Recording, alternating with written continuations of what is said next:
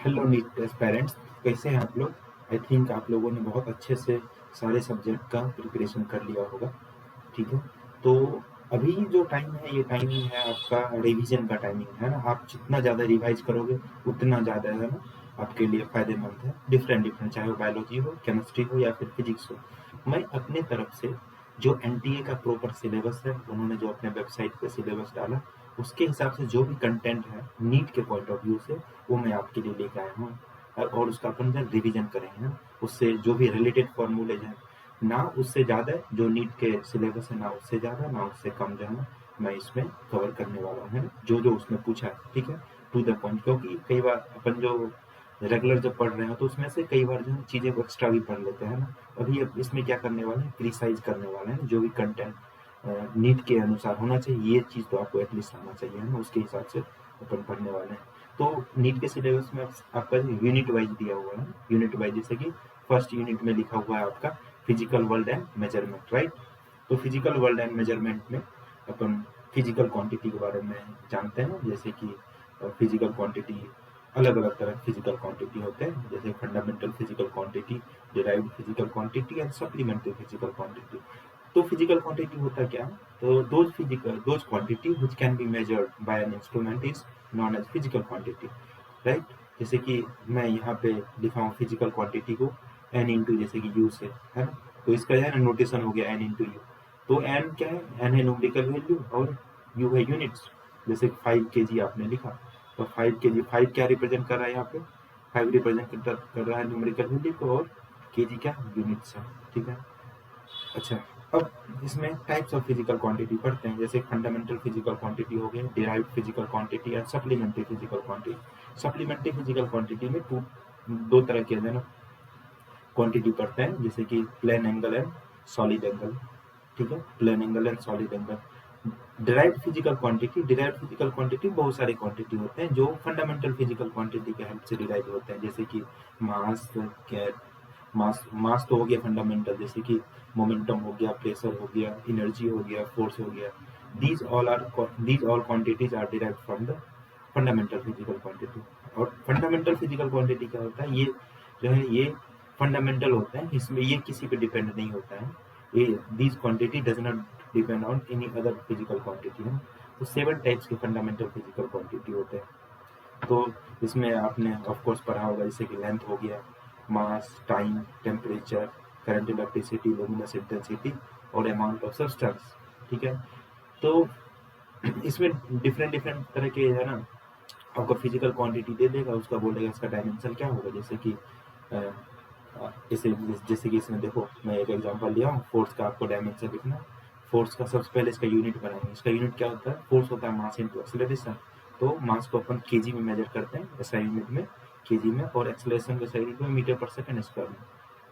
तो इसका यूनिट क्या हो गया अपने पास, केजी मीटर पर सेकंड स्क्वायर। अब देखिए, इसको आगे लिखना है तो अपने को ये फंडामेंटल फिजिकल क्वांटिटी का जो है ना आपको डायमेंशन आना चाहिए, है ना। ये तो आपको दिमाग में रहना चाहिए। जैसे लेंथ का जो डायमेंशन क्या लिखते हैं, कैपिटल एल। मास का कैपिटल एम लिखते हैं। फिर टाइम का कैपिटल टी, टेम्परेचर का के, करंट इलेक्ट्रिसिटी जो इलेक्ट्रिक करंट है उसके लिए अपन ए लिखते हैं। फिर लुमिनस इंटेंसिटी को सी एंड अमाउंट ऑफ सब्सटेंस को मोल लिखते हैं। तो लाइक वाइज यहाँ पर आपके पास बन गया यूनिट हो गया केजी मीटर पर सेकंड स्क्वायर फोर्स का। केजी का डायमेंशन आपने क्या ध्यान में रखा हुआ, एम। तो केजी की जगह एम लिख दिया। ये क्या है, ये मीटर, मीटर मतलब लेंथ, लेंथ का डायमेंशन है एल।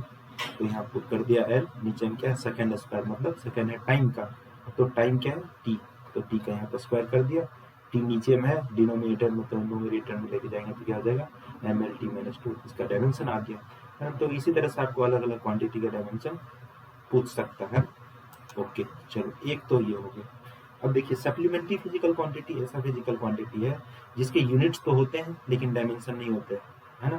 जैसे प्लेन एंगल हो गया, तो प्लेन एंगल का क्या होता है, प्लेन एंगल मतलब दो जैसे लाइन के बीच में से बनने वाला जो एंगल हो गया, ये प्लेन एंगल हो गया। इसका यूनिट क्या होता है, ऐसा यूनिट रेडियन, है ना। और 3D में बनने वाला जो एंगल होता है, 3D में जो बनने वाला एंगल होता है ये,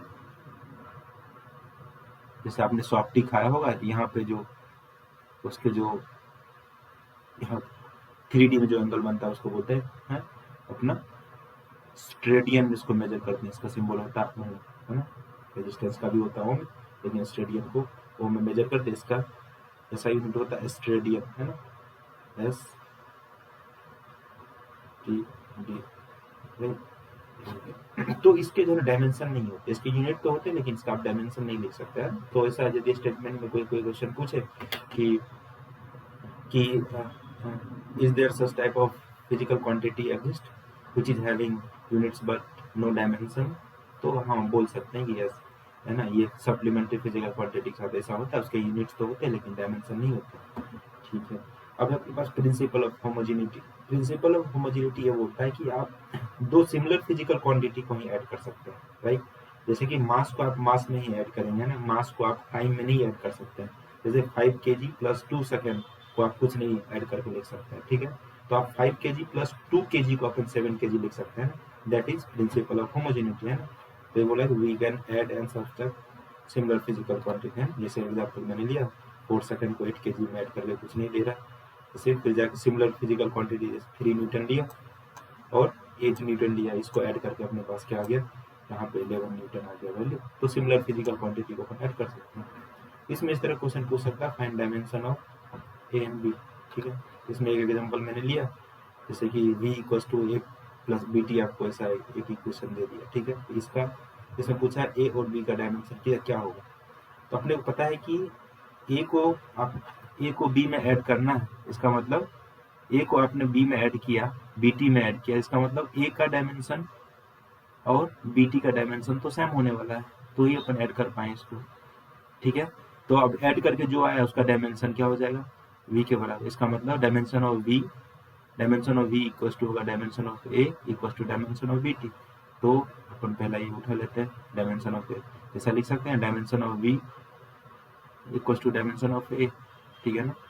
तो डायमेंशन ऑफ v ऑलरेडी पता है, v क्या है, इसके बारे में बोला वेलोसिटी, वेलोसिटी होता है मीटर पर सेकंड, है ना, वेलोसिटी होता है मीटर पर सेकंड। तो मीटर का डायमेंशन l, सेकंड का t, l by t equals to क्या हो गया, डायमेंशन ऑफ a, इसका डायमेंशन a आ गया। अब bt का निकालना है, तो bt का निकालना क्या करेंगे उसके लिए, फिर यहाँ से इक्वेट कर देंगे। सिमिलरली डायमेंशन ऑफ आपका ये आ जाएगा, dimension of v equals to dimension of bt। तो b का तो डायमेंशन निकालना है ना, डायमेंशन ऑफ v हो जाएगा l by T, d into T, b का तो निकालना है। तो अपने पास क्या होगा, टी को बी को एक तरफ रख लेंगे, एल डिवाइड बाई क्या आ गया यहाँ टी स्क्वायर, इसका डायमेंशन आ गया एल टी। इस तरह के क्वेश्चन पूछे, ठीक है। अब एप्लीकेशन वाला पार्ट है डायमेंशनल एनालिसिस का एप्लीकेशन। तो ये यूज किया जाता है डायमेंशनली कोई इक्वेशन करेक्ट है या नहीं है, उस पर चेक करने के लिए यूज किया जाता है। सिमिलरली ये यूज किया जाता है दो यूनिट्स का कन्वर्जन करने के लिए, है ना। जैसे कि एक यूनिट्स में आपको दिया हुआ, जैसे कि ऐसा यूनिट में कोई क्वांटिटी दिया हो, उसको सीजीएस यूनिट में कितना होगा, है ना। तो उसके लिए अपन ये कॉन्सेप्ट यूज करते हैं, ठीक है, उसके लिए अपन ये कॉन्सेप्ट यूज करते हैं, ठीक है। तो फिजिकल क्वांटिटी एन यू, जैसे मैं बोला था इनिशियली, तो ये n1 u1 equals to n2 u2। अच्छा, आगे, है ना, it is used to derive the relation between physical quantity, है ना, दो फिजिकल क्वांटिटी के बीच में जो रिलेशन एस्टेब्लिश करने के लिए उसका यूज किया जाता है। जैसे आपको यहाँ पे एग्जांपल में लिया, फोर्स को बोला, फोर्स किसी पार्टिकल पे फोर्स जो है ना डिपेंड करता है मास m पे और एक्सेलरेशन a पे, तो इसका एक्सप्रेशन क्या होगा फोर्स का। तो अपन ले लिया, इसको क्या बोला कि यदि फोर्स मास पे डिपेंड करता है तो मास का कुछ पावर होगा, m raise to power let's say अभी x यहाँ पे डिसाइड कर लिया, ठीक है। फिर ये बोला कि एक्सेलरेशन पे भी डिपेंड करता है, तो ये डायरेक्टली प्रोपोर्शनल टू एक्सेलरेशन है, a raise to power 1 y ले लिया, आपने पता नहीं a रेज़ टू पावर 1 होगा, 2 होगा, 3 होगा, इसलिए अपन जनरल y मान लिया, ठीक है। तो f डायरेक्टली प्रोपोर्शनल टू दोनों को मल्टीप्लाई कर दिया, m raise to power x, a raise to power y आ गया, ठीक है। अब फोर्स का लिखने के लिए क्या करेंगे, फोर्स क्या हो गया, अभी प्रोपोर्शनलिटी कांस्टेंट हटाया तो यहाँ पे इक्वालिटी का साइन लगा दिया और ये से के रख दिया, m raise to power x, a raise to power y। अपन ऑलरेडी फोर्स का डायमेंशन लिख चुके हैं उधर से, है ना, फोर्स का डायमेंशन ऑलरेडी अपने को आता है, ठीक है। उसका डायमेंशन क्या आया था, पीछे जाकर देखिए, उसका डायमेंशन ml(t-2) आया। अच्छा, ये तो एक क्या डायमेंशन लेस कांस्टेंट है, इसका कुछ डायमेंशन होगा नहीं, ठीक है। डायमेंशन होगा m का, m क्या है, मास मास का डायमेंशन होता है कैपिटल M, उसका पावर x, फिर जाके ये क्या है एक्सेलरेशन, एक्सेलरेशन क्या होता है मीटर पर सेकेंड स्क्वायर, तो मीटर इसका डायमेंशन आता है अपने पास मीटर पर सेकेंड स्क्वायर, तो ऐसे लिख सकते हैं। तो अपन यहाँ पे लिखेंगे एक्सेलरेशन हो गया मीटर पर सेकेंड स्क्वायर, मीटर पर सेकेंड स्क्वायर, मीटर का डायमेंशन L, सेकेंड स्क्वायर क्या हो जाएगा टी स्क्वायर, ठीक है। तो आ गया एल टी माइनस टू, वही अपन एल टी माइनस टू यहाँ पे रख दिया है ना, और रेज टू पावर वाई, तो अपने पास अब कंपेयर कर देते हैं वैल्यू, एम का यहाँ पे पावर कितना है 1, इधर एम का पावर कितना x, ठीक है। तो X raise to power X equal to क्या हो गया यहाँ पे 1 आ गया, एक्स की वैल्यू तो ऑलरेडी 1 आ गई। फिर जाके अगेन कंपेयर कर देते हैं, जैसे कि एल की वैल्यू कंपेयर कर दी, यहाँ पे एल का पावर कितना 1, अगर इधर से एल का पावर कितना है ये y, और यहाँ पे 1, y इंटू 1 क्या हो गया y, तो एल का पावर इधर हो गया y, इधर है 1, तो पावर कंपेयर करने के बाद क्या हो गया y की वैल्यू आपके पास 1 के बराबर आ गया। तो x की वैल्यू आ गई, y की वैल्यू आ गई, अब यहाँ पे एक्सप्रेशन पुट कर दो, है ना, यहाँ पे x की वैल्यू पुट कर देंगे, यहाँ पे y की वैल्यू पुट कर देंगे, अपने पास आ जाएगा K M raise to power 1 A raise to power 1, क्या है के एम ए, एक्सपेरिमेंटली ये देखा गया है ना, के की वैल्यू 1 है। ये आपको जो है ये डायमेंशनलेस कांस्टेंट है, तो इसके बारे में आपको बोधर नहीं करना है, इसमें कोई परेशानी की बात नहीं है, आपको सिर्फ जाके एम इंटू ए, एम और ए में कैसा रिलेशन होगा फोर्स के साथ वो आपको बताना, ठीक है। तो एफ इक्वल टू क्या आ गया आपके पास एम इंटू ए, ये आ गया, ऐसा रिलेशन एस्टेब्लिश कर लिया आपने, ठीक है। अब है डायमेंशनल एनालिसिस के कुछ ड्रॉबैक्स भी है ना, वो ड्रॉबैक्स आपको इसे ध्यान में रखने, जैसे कि ये ऐसा फिजिकल क्वांटिटी का में है ना अप्लाई नहीं कर सकते जहाँ पे जिसके पास डायमेंशन हो, जैसे कि आपने ये इक्वेशन पढ़ा होगा F equal to G m1 m2 divide by R square, है ना। ये जी जो है ना यूनिवर्सल ग्रेविटेशनल कांस्टेंट, इसके पास डायमेंशन है, इस केस में जो है ना आप जो है ना इसको यूज नहीं कर सकते हैं, ठीक है, ठीक है। तो जिसके पास डायमेंशन है उस वाले कांस्टेंट को आप अप्लाई नहीं कर सकते हैं, है ना। ये फिर जाके इस तरह का एक्सप्रेशन में अच्छे से यूज नहीं कर सकते आप, जैसे कि ट्रिगोनोमेट्रिक रेशियो हो गया, एक्सपोनेंशियल वाले टर्म हो गया, लॉगरिथमिक वाले टर्म है, क्योंकि ये सब एक नंबर हो जाता है और उसका कुछ डायमेंशन नहीं होता है, इसलिए इसमें आप यूज नहीं कर सकते ट्रिगोनोमेट्रिक रेशियो में, एक्सपोनेंशियल टर्म में या लॉगरिथम में, राइट। फिर आगे है आपका ये, है ना, ये तो ऑलरेडी मैं बोल दिया, जैसे कि जिसके पास डायमेंशन होता है उसको जो है ना उसमें अपन यूज नहीं कर सकते हैं, है ना। ये फिर जाके दो टर्म, जैसे कि कोई इक्वेशन, कोई जैसे कि ये वाला इक्वेशन है एस इक्वस टू अपने S equals to U T plus half A T square, ऐसा दो इक्वेशन दिया हो, तो यू टी का भी यू टी का डायमेंशन और एस का डायमेंशन सेम है ना, और प्लस हाफ ए टी का डायमेंशन भी किसके बराबर यू टी के बराबर जो है एस के बराबर, तो ये प्लस या माइनस के साथ यदि एडेड कोई एक्सप्रेशन है तो इसमें आप यूज नहीं कर सकते, इसके ड्रॉबैक्स होगा, ठीक है ना, ओके। फिर इसमें आपके सिलेबस में भी मेंशन था सिग्निफिकेंट फिगर के बारे में बताना, तो सिग्निफिकेंट फिगर, ठीक है, सिग्निफिकेंट फिगर बेसिकली आपको ये बताता है कि कोई भी जो है ना मेजरमेंट जो आपने मेजर किया वो कितना प्रिसाइज, कितना एक्यूरेट है ना, तो जितना ज़्यादा सिग्निफिकेंट फिगर होता है वो मेजरमेंट जो है ना आपको उतना एक्यूरेट होता है। आपने कुछ माना कि आपने कुछ स्केल से किसी चीज़ को मेजर किया है ना, तो उसमें जितने जैसे कि वर्नियर कैलिपर्स आपने मेजर किया तो उसमें 2 डिजिट तक जो है ना आपका प्रिसाइज वैल्यू देता है, राइट। तो उसी तरह से जितने ज़्यादा आपको, जैसे कि किसी मेजरमेंट में ऐसे है ना आपके कुछ इतना 3 4 ऐसे 3 4 यहाँ डिजिट इन्वॉल्व हुआ थी, इसका मतलब ये ज़्यादा प्रिसाइज है विद कंपेयर टू 2 3, किसी ने ऐसा मेजर किया और किसी ने ऐसा मेजर किया, तो किसी कौन ज़्यादा एक्यूरेट है, ये 1.234, क्योंकि इसमें ज़्यादा सिग्निफिकेंट फिगर है, राइट। अब सिग्निफिकेंट फिगर कैसे निकालते हैं, उसके लिए कुछ सर्टेन रूल्स होते हैं ना, ये आपने ऑलरेडी पढ़ा होगा कि सारे नॉन जीरो डिजिट्स क्या होते हैं सिग्निफिकेंट होता है, right, all non zero digits are significant, जैसे कि एग्जांपल ले लिया अपना 5 6 5 6 7 8, अब इसमें कितने फिगर सिग्निफिकेंट फिगर है, हो गया 4, फिर जाके zero between two non zero digits are counted as significant figure. तो देखो ये एक नॉन जीरो है, ये एक नॉन जीरो डिजिट्स है, राइट, ये एक नॉन जीरो है, ये एक नॉन जीरो है, इसके बीच में जो जीरो है उसको सिग्निफिकेंट फिगर काउंट कर सकते हैं। तो इसमें कितने हो गए, 1 2 3 4 हो गए सिग्निफिकेंट फिगर। सिमिलरली इसके कितने हो गए, 5 हो गए। फिर इनिशियल जीरो है कभी सिग्निफिकेंट फिगर में काउंट नहीं होते। इनिशियल जीरो मतलब जो लीड करने वाला जीरो है, लीडिंग जीरो बोलो या फिर इनिशियल जीरो, है ना, they are never counted as significant figure. जैसे देखो ये जीरो, ये सब 3 जीरो क्या स्टार्टिंग वाले जीरो है, लीड कर रहा है नंबर को, है ना, तो ये सिग्निफिकेंट फिगर में काउंट नहीं होगा। इसमें सिग्निफिकेंट फिगर कितने हो जाएंगे, सिर्फ 1, है ना, मतलब एक ही डिजिट्स है जो नॉन जीरो, तो 1 सिग्निफिकेंट फिगर। इसमें कितने हो जाएंगे, ये तो काउंट नहीं होगा, इनिशियल लीडिंग जीरो है। इसमें 3 सिग्निफिकेंट फिगर हो, 1 2 और 3, ये हो गए 3 सिग्निफिकेंट फिगर। फिर जाके नेक्स्ट रूल्स है, ending zero are significant if they after decimal. तो जो एंड करने वाले जीरो यदि डेसिमल के बाद आ रहे हैं तो वो सिग्निफिकेंट फिगर में काउंट हो जाएंगे। जैसे यहाँ पे एक नंबर लिखा आपने 2.000, ये डेसिमल के बाद आने वाले नंबर, तो डेसिमल के बाद आने वाले नंबर है तो क्या होता है, इसमें जीरो काउंट हो जाएंगे सिग्निफिकेंट फिगर में। सिमिलरली ये देखो यहाँ पे डेसिमल नहीं है, यहाँ पे डेसिमल नहीं है, इसका मतलब ये जीरो काउंट नहीं होगा सिग्निफिकेंट फिगर में, सिग्निफिकेंट फिगर 1 हो जाएगा। सिमिलरली यहाँ पे लीड करने वाला जीरो, अगेन लीड करने वाला जीरो कभी भी सिग्निफिकेंट फिगर में काउंट नहीं होता। ये देखो नॉन लीडिंग जीरोज है, ये देखो यहाँ पे 1 2 3, अब ये क्या है, एंडिंग जीरो है, डेसिमल के बाद ये सिग्निफिकेंट फिगर में काउंट हो जाएगा, इसलिए यहाँ पे आ गए 4 सिग्निफिकेंट फिगर, राइट।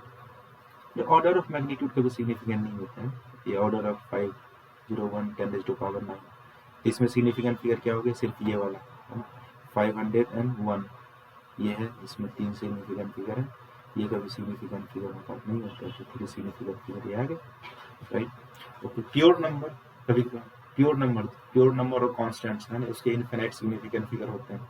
जैसे area of A cube, area of cube क्या हो जाएगा, surface area of cube 6a², तो 6 क्या हो गया, एक प्योर नंबर, तो प्योर नंबर के इनफिनिट सिग्निफिकेंट फिगर होते हैं, ये ध्यान रखना आपको।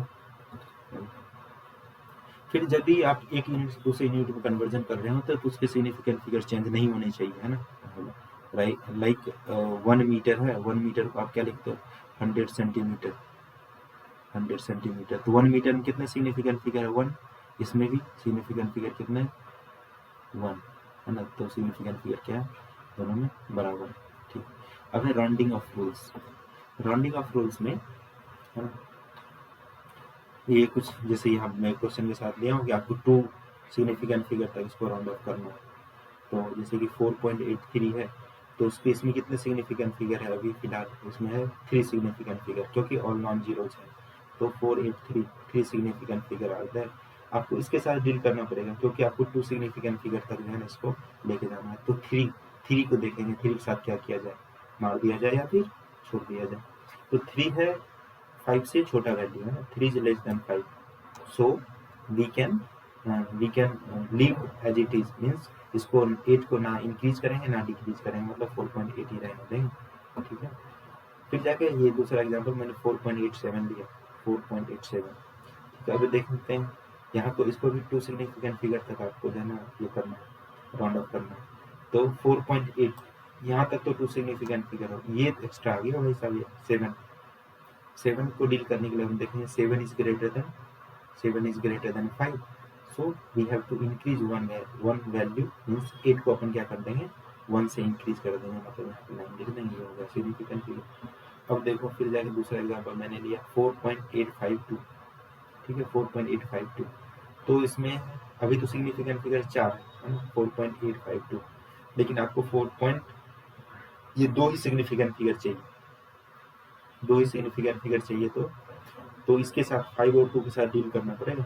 तो अभी देखें 4.8 के बाद है 5, अब तो 5 के बराबर है, 5 से ना छोटा है ना, ये ना बड़ा, तो 5 और 5 के बराबर, तो अपन देखेंगे फिर नेक्स्ट डिजिट्स, यदि ये नॉन जीरो है, और नॉन जीरो इसका मतलब बढ़ने की पॉसिबिलिटी है, इसलिए 8 को 1 से बढ़ा देंगे 9, है ना।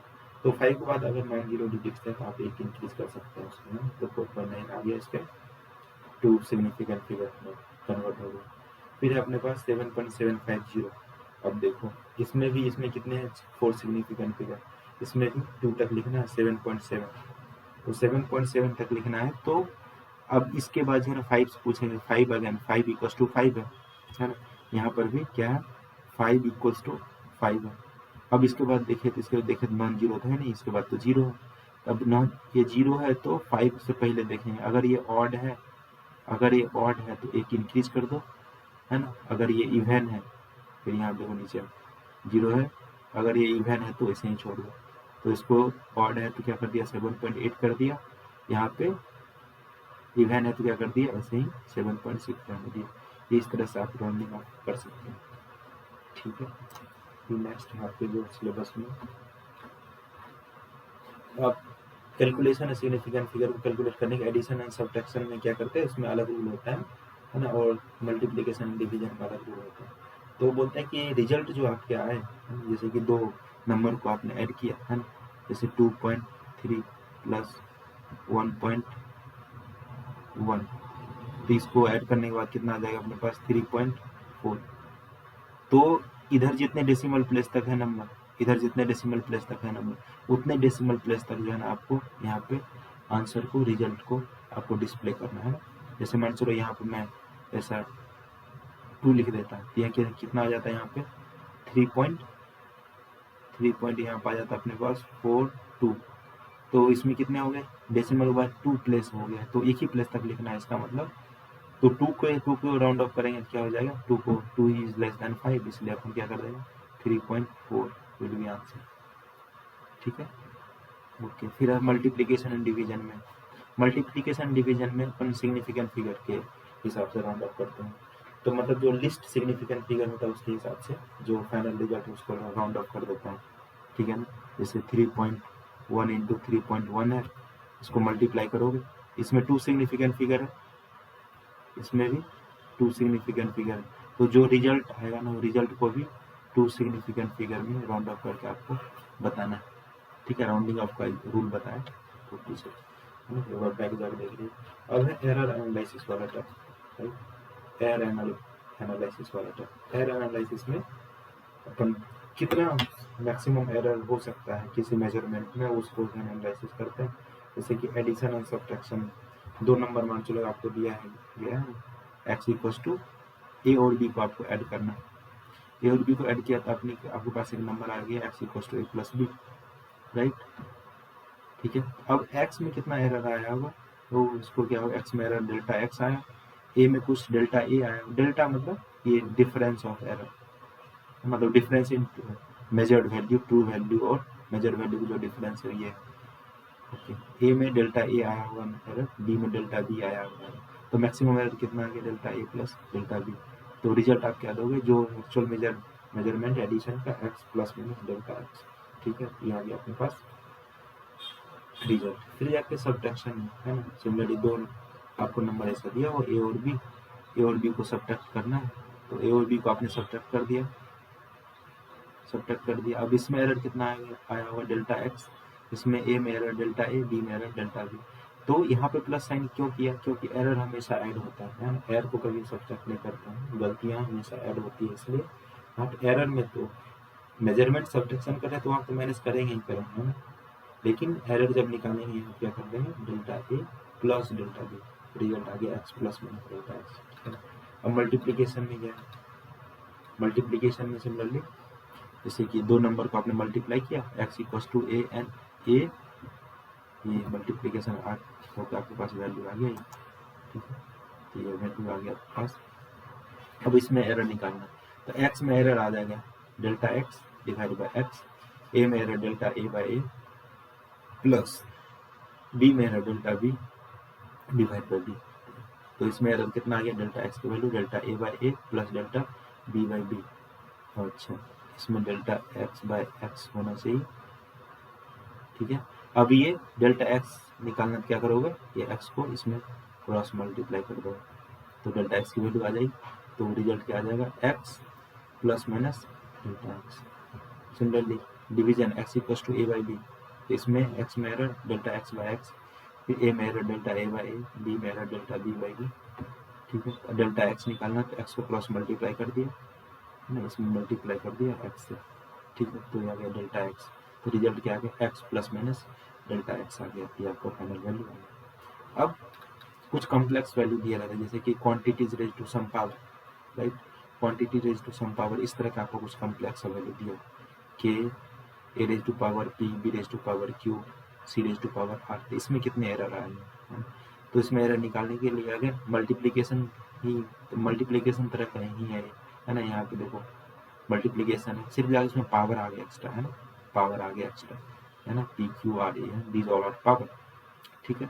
तो एक्स में कितना एरर आएगा, डेल्टा एक्स बाय एक्स, ठीक है। ये के है कांस्टेंट, कांस्टेंट में क्या ही एरर आएगा ना, ठीक है, तो कांस्टेंट में कोई एरर नहीं आता, इसलिए इसका एरर आ गया 0।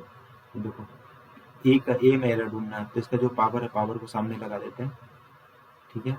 अब ए में error delta A divide by A plus, फिर अगेन ये क्यू, क्यू पावर है, पावर का आगे ले आया, तो बी में एरर हो गया delta B by b plus, फिर नीचे में है आर, आर में जो एरर आया, हाँ, आर में एरर, आर तो पावर है, पावर को आगे लेकर आ गया, और सी में एरर क्या हुआ, डेल्टा सी बाय सी आ गया। इसको यदि परसेंटेज में कन्वर्ट करना है तो क्या करेंगे, सब में 100 से मल्टीप्लाई कर दिया, मैंने 100 से मल्टीप्लाई कर दिया, तो आगे अपने पास परसेंटेज एरर इन एक्स यदि निकालने के लिए पूछा तो percentage error in A, percentage error in B, percentage error in C, उसके रिस्पेक्टिव पावर से मल्टीप्लाई करके चले जाएंगे, तो परसेंटेज एरर इन एक्स आपके पास आ जाएगा वैल्यू, राइट। ओके, नेक्स्ट आपके पास है मेजरिंग इंस्ट्रूमेंट्स, है ना, जैसे वर्नियर कैलिपर्स के बारे में भी एनएमटीए ने लिखा है, तो उसको भी अपन कवर कर लिया। वर्नियर कैलिपर्स मतलब दो स्केल का कॉम्बिनेशन, इसमें कौन सा स्केल होता है, एक मैन स्केल होता है, एक वर्नियर स्केल होता है। तो लिस्ट काउंट निकालने का तरीका ये है ना, 1 MSD माइनस 1 VSD करते तो अपने पास लिस्ट काउंट की वैल्यू आती है ना, ठीक है ना।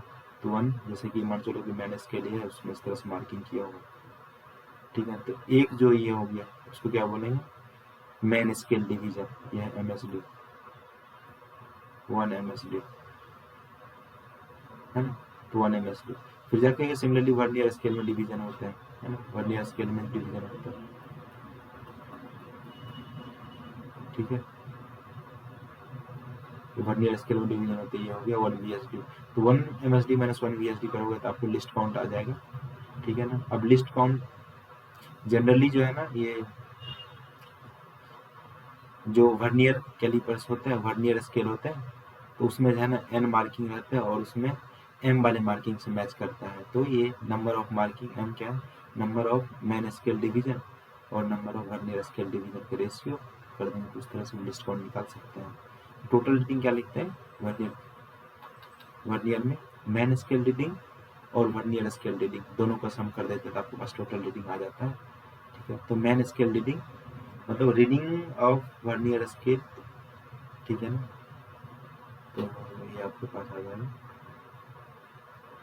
जैसे कि देखो ये है अपने पास मैन स्केल, मैन स्केल पे मार्किंग दिया, कोई चीज़ का अपना लेंथ को मेजर करना है, तो यहाँ से यहाँ तक आए,